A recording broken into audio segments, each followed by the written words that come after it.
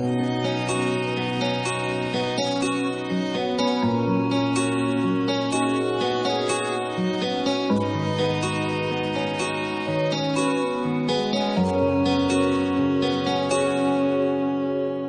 ឿងជីវិតនេះមិនដឹងរៀបរាប់ចាប់ពីពេលណាគ្រាន់តែដឹងថាពេលអត់លុយចាយនឹកមកមុនគេតាំងពីនៅក្រោយឆ្មាតែងស្រែកថាតូចចិត្តពេលមកជេរអ៊ូមិនដែលទំនេរគឺមកតែងតែតាមមើលពីក្រោយពេលភ្ញាក់ពីគេគឺឮសំឡេងទេសនាគ្រប់ពេលសំឡេងមកជេរបែរជាពីរោះដោយចំរៀងហើយនៅពេលដែលកូនធំគុំនិតនេះមិនដូចនៅក្មេងទៀតឡើយហេតុផលកូនបានយល់ហើយមកធ្វើគ្រប់យ៉ាងគឺមកចង់ឲ្យកូនល្អនៅលោកនេះខ្ញុំស្រឡាញ់មក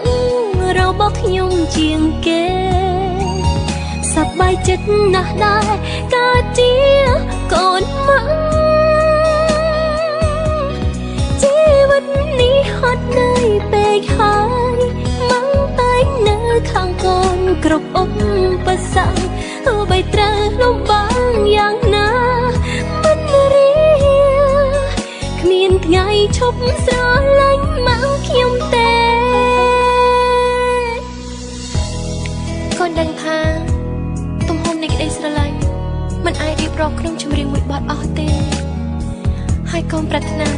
ចង់ឲ្យម៉ាក់ស្ដាប់បទនេះនៅថ្ងៃណាមួយដែលម៉ាក់ខឹងកូន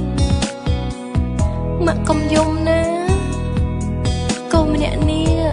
ធ្វើឲ្យម៉ាក់លំបាកច្រើនពេកហើយកូនចង់ឲ្យម៉ាក់ញញឹមឲ្យបានច្រើនមករកកូនម៉ាក់គឺជាមនុស្សស្រីម្នាក់ដែលស្អាតពូកែនៅក្នុងចិត្តកូនជារៀងរហូតលើលោកនេះខ្ញុំស្រឡាញ់ម៉ាក់របស់ខ្ញុំជាងគេសប្បាយចិត្តណាស់ដែរកើតជាកូនមកជីវិតនេះហត់នឿយពេកហើយមកតែនៅខាងកូនគ្រប់ឧបសគ្គទោះបីត្រូវលំបាកយ៉ាងណាមិនរៀគ្មានថ្ងៃឈប់ស្រឡាញ់មកខ្ញុំទេ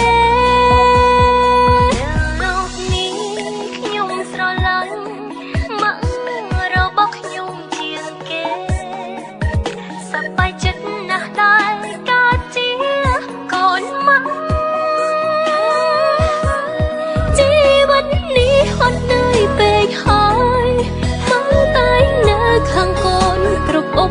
បសគ្គទោះបីត្រូវលំបាកយ៉ាងណាមិនរៀ